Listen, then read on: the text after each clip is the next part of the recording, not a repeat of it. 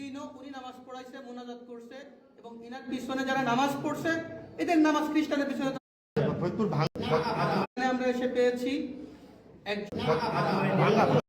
হচ্ছে এখানে নামাজ পড়াইতেছে এবং একই সাথে তিনি একজন খ্রিস্টান এবং এই এলাকার ভিতরে খ্রিস্টানদের দাওয়াতি কাজ করে। তো এই শবে বরাতের দিনও উনি নামাজ পড়াইছে, মুনাজাত করছে এবং ইনার পিছনে যারা নামাজ পড়ছে সবাই যদি মোবাইল এই গ্রামের নাম কি? ফরিদপুর না, ফরিদপুর সদরপুর ফরিদপুর ভাঙ্গা মাইজেল গ্রাম। ওইসে কথা বলা বন্ধ করেন, কেউ কথা বলবেন না। আমরা আসছি হচ্ছে ফরিদপুর মাইজেল ভাঙ্গা, না ভাঙ্গা মাইজেল গ্রাম, কালিয়া ইউনিয়ন। আচ্ছা আচ্ছা আচ্ছা। এখন এখানে আমরা এসে পেয়েছি একজন ইমাম সাহেব হচ্ছে এখানে নামাজ পড়াইতেছে এবং একই সাথে তিনি একজন খ্রিস্টান এবং এই এলাকার ভিতরে খ্রিস্টানদের দাওয়াতি কাজ করে। তো এই শবে বরাতের দিনও উনি নামাজ পড়াইছে, মুনাজাত করছে এবং ইনার পিছনে যারা নামাজ পড়ছে এদের নামাজ খ্রিস্টানের পিছনে তো নামাজ হয় না সাধারণত। আচ্ছা, এরপরে হচ্ছে আর একজন হচ্ছে মোটামুটি জেলা দায়িত্বে আছেন, উনি হচ্ছে জেলা দায়িত্বে আছেন খ্রিস্টানদের এই ফরিদপুরের। আচ্ছা, এখন সর্বশেষ যে ইমাম সাহেবকে দাওয়াত দিছে ওই ইমাম সাহেবের মাধ্যমে আমরা জানতে পারছি যে তিনারা খ্রিস্টান। এবং যাকে দাওয়াত দিছে সরাসরি তার মুখ থেকে আপনারা একটু শুনেন যে তাকে কি বলে দাওয়াত দিয়েছিল এবং কেন আজকে তারা এসেছে। বলেন। আসসালামু আলাইকুম ওয়া রাহমাতুল্লাহ। আমি শফিকুল ইসলাম, আমি বাবুনগর মাদ্রাসায় পড়ালেখা করছি, সাথে হাটাজারি মাদ্রাসায় উলুমুল হাদিস পড়াশোনা করছি 2 বছর। আমি এই এলাকায় নতুন ইমাম নিয়োগ হয়েছি, সেই সুবাদে ওনাদের সাথে আর কি আমাদের একজন মুসল্লি বিভিন্ন জনের সাথে পরিচয় করাই দিচ্ছিল। সেই বিভিন্ন জনের সাথে পরিচয়ের সুবাদে ওনার সাথে আমার পরিচয়, ওই মুসল্লি ওনার সাথে আমার সাথে পরিচয় করাই দিচ্ছে। তো পরিচয় পর্যায়ে উনি আমাকে বলতেছে যে ভাই আসেন, আমরা তো একই শ্রেণীর মানুষ, দুজনই আলেম, তাহলে আমাদের পরিচয়টা আর একটু গভীর হোক। আমি বললাম কীভাবে গভীর হবে? এরপরে বলতেছে যে আমরা একটা কোম্পানির কাজ করি, ওই কোম্পানিতে চাইলে আপনি আমাদের সাথে কাজ করতে পারেন। আল্লাহ রহমতে চাইলে এখানে টাকা পয়সার আপনার কোনো অভাব হবে না। আপনি আপনাদের সাথে থাইকা আমেরিকা, লন্ডন, বড় বড় রাষ্ট্র আপনি সফর করতে পারবেন, ভ্রমণ করতে পারবেন, টাকা পয়সা নিয়ে চলবেন। আর মসজিদে ইমামতি করে কয় টাকা দেয় আর আমাদের? আমি বললাম যে কী কাজ এটা? বলতেছে দিনের দাওয়াত। এই দিনের দাওয়াত করে টাকা পাওয়া যায়, এটা এমন কি দিনের দাওয়াত? বলেন আমাকে বিস্তারিত খুলে। উনি বলতেছে কয় সব নবীর কথাই তো কোরআন শরীফে আছে, আমরা শুধু ঈসা নবীর দাওয়াতটা আমরা বেশি দিই, অন্য কোনো নবীর আমরা দাওয়াত দিই না, আর আমরা তাকেই মানি। আমি বুঝতে পারলাম যে এখানে আসলে উনি খ্রিস্টান মিশনারিদের একটা কাজ চক্রান্ত, যার কারণে আমি ওনাকে আস্তে আস্তে আস্তে আস্তে আমার লাইনে আনার পর্যায়ে এক পর্যায়ে গত পরশুদিন ফোনে আমার সাথে বলতেছিল যে কোরআনের মধ্যে মুহাম্মাদের নাম আর কয় জায়গায় আছে, তার থেকে আমাদের ঈসা আলাইহিস সালামের নাম, মাসিহা ঈসার নাম আরো বেশি জায়গায় আছে, এরকম বলতেছে। পরে আমি গতকালকে সর্বশেষ জিজ্ঞাসা করি যে ভাই আমার তাহলে, উনি আমাকে অনেকদিন ধরে পারাপারি করতেছিল যে আমাকে কি দিবে, ওই তরিকা দিবে, কিছু কিতাবাদি আমাকে দেওয়ার কথা ছিল, কিন্তু তরিকা না দেওয়ার কারণে কিতাবাদি উনি আমাকে দিচ্ছে না। বলতেছে তরিকা যদি আপনি নেন তাহলে আপনি কিতাবগুলি আমাদের থেকে নিতে পারবেন, এছাড়া তরিকা না নিলে আপনি আমাদের কোনো কিতাব পাবেন না। বললাম যে তাহলে কি করতে পারবেন? আপনাকে আগে তরিকা নিতে হবে। তরিকা কিভাবে নিব? এই তরিকা নেওয়ার জন্যই আজকে আমার এখানে আসা। যাওয়ার কথা ছিল প্রথমে ফরিদপুর, কিন্তু আমি ফরিদপুর যখন যাচ্ছিলাম না তখন এখানে আসলাম। এখানে এসে আজকে আমাদের কার্যক্রম যেটা ছিল সেটা হচ্ছিল গিয়ে যে উনি আর আমি দুজন মিলে নদীতে নামবো।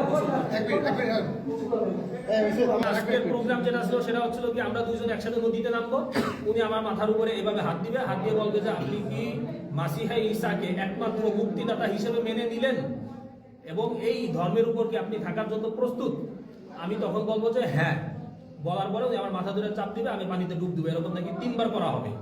এই বিষয়ে গতকাল আমার সাথে কথা হয় ফোনে, এই ফোন রেকর্ডটাও আমার কাছে আছে, চাইলে আপনারা কেউ ডকুমেন্টস হিসেবে এটা শুনতেও পারেন।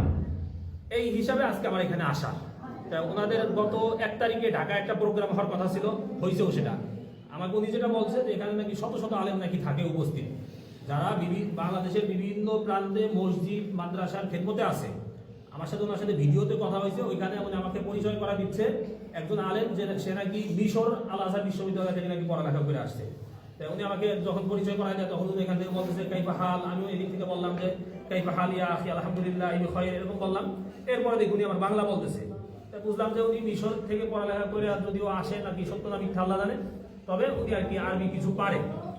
এইভাবে করে আর কি কথা বিষয়গুলো আগাচ্ছিল। পরে আমি আমাদের ভাইদের সাথে, আমাদের মোনাওয়ার ভাই, তারপর ওই পাশে যে একটা মোলাবাড়ি মাদ্রাসা আছে, মাদ্রাসার শিক্ষক উস্তাদ সবাই সাথে আমি পরামর্শ করি বিষয়টা নিয়ে, যে ভাই কিভাবে কি করা যায়, কোনটা আমাকে বাকি দিক নির্দেশনা দেয় যে আপনি এইভাবে করে আগান, তাহলে আশা করা যায় আমরা আমাদের বড় একটা গ্রুপকে ইমানের হেফাজত করতে পারবো। এই হচ্ছে আমাদের আজকের বিষয়। তো বাদ বাকি কথা নাই, আশা করি স্বীকার করতে হবে এই জন্যই, কারণ ওনার সকল প্রকারের ডকুমেন্টস আমাদের কাছে অলরেডি আছে, আমার কাছে আছে। এই যে কিতাবগুলি দেখতেছেন, এই কিতাবগুলো উনি আমাকে আগে অনেকবার বলছে যে কিতাবগুলো ওনার কাছে আছে, কিন্তু দিবে না কেন? তরিকা না দিলে নাকি কিতাব দিতে পারবে না। এই জন্য গতকাল আমি আসছিলাম ওনার মসজিদে, আইসা আমি মসজিদ থেকে ওনার কিতাবগুলো উনি আমাকে দেখায় নাই, কিন্তু আমি সিস্টেম করে আমি দেখছি কিতাবগুলো, আমি দেখে গেছি। এই কিতাব আর তরিকা এই দুটো নেওয়ার জন্য আজকে মূলত এখানে আসা। তো আমি আপনাদের কাছে আবেদন করবো যে টাকা, হ্যাঁ কিছু টাকাও দেওয়ার কথা ছিল। আমার সাথে ওনাদের একজন আছে, আলেম আছে, যে কুমিল্লা আছে, মুফতি আকিদুল ইসলাম, কুমিল্লা দাউদকান্দিতে আছে, একটা মসজিদের ইমামতি করে, সাথে একটা দাখিল মাদ্রাসায় উনি শিক্ষকতা করে। তো ওনার সাথেও আমার সাথে গতকালকে কথা হয়েছে প্রায় 20 মিনিট এই হোয়াটসঅ্যাপে, এটাও আমার কাছে কল রেকর্ড আছে। ওই আমাকে আগে বলছিল গোপালগঞ্জ, কিন্তু উনি তো মাত্র স্বীকার গেল যে আকিদুলের বাড়ি নাকি বাগেরহাট, এরকম বাগেরহাট। আমাকে বলছিল গোপালগঞ্জ, কিন্তু মাইক দেওয়ার ভয়ে হয়তো উনি করছে, এখন হয়তো সত্যটা বলতেছে, তাহলে আগে সত্যটা বলছে, এটা বলুক আর কি বলছে। তাই আকিদুল নাকি এই মাসে 10 জন মুসলমানকে খ্রিস্টান করে ওইখানে নিয়ে আসছে, উনি বলছে এটা আমাকে, যে আকিদুল একজন ইমাম সাহেব, সে 10 জন খ্রিস্টানকে আর কি মুসলমান যারা খ্রিস্টান হয়েছে গত এই 1 তারিখের সেমিনারে উনি নিয়ে আসছে। সেমিনারে আমার যাওয়ার কথা ছিল, কিভাবে যাইতে হবে, কিভাবে সবাই থেকে ইমাম, হ্যাঁ সেও একজন দাউদকান্দি একজন ইমাম বানাইছে, তারা ইমাম কিনা এই ব্যাপারে আমি এটা জিজ্ঞাসা করিনি, এটা কি বলেন, তারা কি বলেন, বাকি সবাই ইমাম। আচ্ছা আচ্ছা, এখন হলো এই ভদ্রলোক হলো খ্রিস্টান হয়েছে, এবং ইনি শুধু খ্রিস্টান না, ইনার তো আসলে এক পা অলরেডি কবরে চলেই গেছে। তো ইনি এখন এই গ্রামে দাওয়াতি কাজ করেন, এই মসজিদের ইমাম সাহেব, এবং এই অঞ্চলে উনি খ্রিস্টানদের দাওয়াতি কাজ করেন। এখন আপনার নাম হলো, আপনার নামটা বলেন। হাবিবুল্লাহ বাহারি, একটু জোরে বললেন। আচ্ছা, প্রথমে পরিচয় দিয়েছিলেন কি? মাওলানা মুফতি হাবিবুল্লাহ বাহারি। পরিচয় উনি প্রথমে দিছে, ওনার নাম হচ্ছে মাওলানা মুফতি হাবিবুল্লাহ বাহারি। এরপরে বলছে উনি ফাজিল শেষ করছে কোনিয়ালিয়া থেকে দিগনগর থেকে ফাজিল শেষ করছে, আবার মাওলানা মুফতি শেষ করছে। পরবর্তীতে কিছু সময় পরে আবার স্বীকার করছে না মাওলানা মুফতি হয় নাই। তারপরে এই মাওলানা মুফতির টাইটেল পরিচয় ব্যবহার করে সাধারণ মুসলমানদেরকে ধোঁকা দিচ্ছে যে আমি একজন মাওলানা মুফতি সব যদি খ্রিস্টান হই, তোমাদের খ্রিস্টান হতে সমস্যা কি, বা ইসাই তরিকা গ্রহণ করতে সমস্যা কি? আচ্ছা, তো এখন আপনার গ্রামের বাড়ি হলো কোথায়? মানিহার গ্রাম, থানা জেলা গোপালগঞ্জ, থানা গোপালগঞ্জ, মানিহার গ্রাম। আচ্ছা, আপনার ছেলে সন্তান কয়জন? আচ্ছা, আপনি এখন তো দাওয়াত দিয়ে আকিদুল্লাহ খ্রিস্টান বানাইছেন। আচ্ছা, শুধু আকিদুল রে, আর তারপরে আর কাউকে দাওয়াত দিয়েছেন? আর এটাকে দাওয়াত দিয়েছেন। কিন্তু আপনি আমাকে বলছেন যে আপনার এই অধীনে অলরেডি 5 জন খ্রিস্টান আছে। ওনার অধীনে আরো 5 জন খ্রিস্টান আছে, উনি বলছে, এই রেকর্ড আছে আমাদের কাছে। কিন্তু উনি মিথ্যা কথা বলছে, স্বীকার করছে। উনি বলছেন মিথ্যা কথা। তো উনার এই কথাগুলো আমাদের বের করতে অনেক কষ্ট হয়েছে, জানি না আরো কি পরিমাণ মিথ্যা কথা বা কি পরিমাণ রহস্য ওনার ভিতরে রয়ে গিয়েছে। এরপরে হচ্ছে ইনি হচ্ছে ইনার গুরু, এবং ইনি হচ্ছে ফরিদপুর জেলার দায়িত্বশীল হচ্ছে এই ভদ্রলোক। এখন এই উপর দিক ক্যামেরার দিকে তাকান। আচ্ছা, আপনার নাম হচ্ছে কি? মাওলানা মুফতি সরোয়ার। জোরে বলেন। জোরে বলেন, মাওলানা মুফতি সরোয়ার। আচ্ছা, মাওলানা মুফতি সরোয়ার, আপনার গ্রাম? আমার গ্রাম বাঁশবেড়িয়া জঞ্জনীয় টুঙ্গিপাড়া থানা। দুইজনই গোপালগঞ্জের মানুষ। আচ্ছা আচ্ছা, এখন আপনারা দুজনেই হচ্ছে এখন রাইট নাও খ্রিস্টান, তাই তো? আচ্ছা, আপনি হচ্ছেন একজন বক্তা একই সাথে, তাই না? আপনি বলছিলেন উনি মোটামুটি অত্র অঞ্চলের মোটামুটি একজন জনপ্রিয় বক্তা, এবং একই সাথে খ্রিস্টান ধর্ম প্রচারক। এবং ওনার কাছ থেকে কতজন এখন তো এই জিনিসটা কি বলছিল আপনাকে? আচ্ছা, উনি দাওয়াত দিয়েছিল। আচ্ছা, আমি জিজ্ঞাসা করছি যে আপনি কতদিন ধরে এখানে আসছেন, এই ধর্মে দীক্ষিত হয়েছেন? উনি বলছেন যে 1 বছর। 1 বছর। তা আমি জিজ্ঞাসা করছি আপনি কার থেকে হয়েছেন?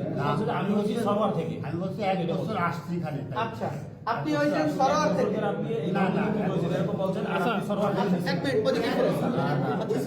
আপনি রাইট, 5 মাস হচ্ছে চলাইছেন। হ্যাঁ, নিজের চাকরি করে বলে এদিকে টাকা। আপনাকে খ্রিস্টান বানাইছে কে? এক কথায় উত্তর দিবেন। আকিদুল বানাইছে। আর আপনি তো আকিদুল ইসলাম খ্রিস্টান বানাইছেন, আপনি স্বীকার করেন তো? তাহলে আপনি তো এক কথায় চার রকমের কথা বলতেছেন। আপনারা সরাসরি খ্রিস্টান কে বানাইছে আপনি বলছেন প্রথম ইনার কথা, ইনি হচ্ছেন এদিকার প্রধান। আমি সত্যি কথা বলি। এক মিনিট, আপনাকে খ্রিস্টানের দাওয়াত দিছে উনি, স্ট্রেট ফরওয়ার্ড কথা বলবেন। উনি দেশে চুপ, আর কোনো কথা হবে না, উনি আপনাকে দিছে। তাহলে আপনি বলছেন যে এই পর্যন্ত আপনি কাউকে দাওয়াত দেন নাই, এক। তারপরে হলো যে আপনি হচ্ছে নিজে খ্রিস্টান হয়েছেন, এরপরে আপনি বলছেন, আপনারা ভয়েসে বলছে যে উনি মানে মানে অনেক টাকা পায়, হ্যাঁ, যার কারণে ওই টাকা নিয়ে উনি ফ্ল্যাট নিয়ে ঢাকায় থাকে। একজন ইমাম সাহেবের পক্ষে তো ঢাকায় ফ্ল্যাট নিয়ে 2-3টা ফ্ল্যাট নিয়ে থাকা কি সম্ভব? বলেন। তার মানে উনার মাধ্যমে হাজার হাজার মানুষ খ্রিস্টান হওয়া সম্ভব, কারণ উনি একটা কমিউনিটির লিডার, এই যে ইনি, এবং উনার টাইটেল হলো উনি মাওলানা মুফতি। এগুলো হলো প্রতারণা। হ্যাঁ, এবার গত মাসে 1 লাখ টাকা কামাইছে, তাই না? তাই বলছে, ভিডিও আছে, ওরা দাওয়াত দিয়েছে। আচ্ছা, আর আপনি এক মিনিট, আপনি ওনাকে দাওয়াত দিয়েছেন, স্ট্রেট ফরওয়ার্ড কথা বলবেন, ওনাকে দাওয়াত দিয়েছেন? তো অনেক আগে। চুপ, দাওয়াত দিয়েছেন, ওকে। আপনি বলছেন যে আপনি কারো দাওয়াত দেন নাই। এই একজন পাওয়া গেল আপনাদের খ্রিস্টান, ওই একজন পাওয়া গেল উনি ওনাকে দাওয়াত দিয়েছেন। আচ্ছা আচ্ছা, এই হলো, আচ্ছা এই হলো আমাদের অবস্থা। আর এইরকম অবস্থায় সারা বাংলাদেশে এইরকম অসংখ্য মানুষ পাওয়া যাচ্ছে যারা এই ধরনের প্রতারণা আমাদের মুসলমান কমিউনিটির সাথে করতেছে। ওনারা দুইজনই খ্রিস্টান, অথচ ওনারা টুপি দাড়ি এখনো ওনাদের লিবাস ঠিক আছে। তার মানে এটা হলো মূলত আমাদের সাথে প্রতারণা, সাধারণ মুসলমানদের সাথে প্রতারণা। এইভাবে এই দেশটাকে তিলে তিলে এই খ্রিস্টানরা দখল করে ফেলতেছে। আমাদের বান্দরবন, খাগড়াছড়ি, এই সমস্ত জায়গাগুলো, আমাদের দিনাজপুর, সব জায়গায় একই অবস্থা ভাই। তো এই জন্য এই যে ইনাদের, আপনাদের কাছে কোনো তথ্য আছে এদের ব্যাপারে? আচ্ছা, যাই হোক, এই হলো অবস্থা আমাদের। তো আমরা ওনাদেরকে পাইছি, এই হলো কিতাব, এই কিতাবের মাধ্যমে, এই কিতাবের নাম দিয়েছে কিতাবুল মুকাদ্দাস, অথচ এই কিতাবের নাম হিন্দুদের মানে খ্রিস্টানদের ধর্মগ্রন্থের নাম হচ্ছে বাইবেল। কি নাম? বাইবেল, ওদের নাম হলো বাইবেল। এরা মুসলমানদেরকে প্রতারণা করার জন্য হ্যাঁ? এই যে হচ্ছে ওনাদের মূল ইশার নাম হচ্ছে এ translation of the Holi Bible, অর্থাৎ এটা ট্রান্সলেশন, অনুবাদ করা হয়েছে হোলি বাইবেল থেকে, অর্থাৎ পবিত্র বাইবেল থেকে। তো অনুবাদ করা হইলে এটা কিতাবুল মুকাদ্দাস ছিল কিভাবে? একই সাথে এই যে মনোগ্রামটা, এটা আমরা কোরআন শরীফে ব্যবহার করি না? তো এইটা ব্যবহার করছে সাধারণ মানুষ, জানি মনে করে এটাও কোরআন শরীফের মতো। হ্যাঁ, এইভাবে এই দেশের মানুষদেরকে প্রতারণা করতেছে, এরকম শত শত বই ওনারা করছে। যাই হোক, এই ছিল আমাদের আজকের বিষয়বস্তু। আসসালামু আলাইকুম ওয়া রাহমাতুল্লাহ। ওই যে হুজুরের একটু স্বীকারোক্তি। আচ্ছা, আমরা দেখেন আলেম সমাজ বেইজ্জতি করা আমাদের উদ্দেশ্য ছিল না। বেইজ্জতি করা কি ছিল না? একজন মানুষ, আমার ঘরে কিতাবুল মুকাদ্দাস আছে, বাইবেল আছে, আমি যেহেতু দাওয়াতের কাজ করি, আমি পড়াশোনা করি, এই জন্য কেউ তোমাকে খ্রিস্টান বলতে পারে না। এই জন্য মূলত আমরা আসছিলাম আমরা কি, কিন্তু যেহেতু তরিকাবন্দি দেয়, যে তরিকাবন্দি দেয় তার ব্যাপারে আসলে খ্রিস্টান না এ কথা বলা যায় না। যে তরিকাবন্দি দেয় সে কি খ্রিস্টান।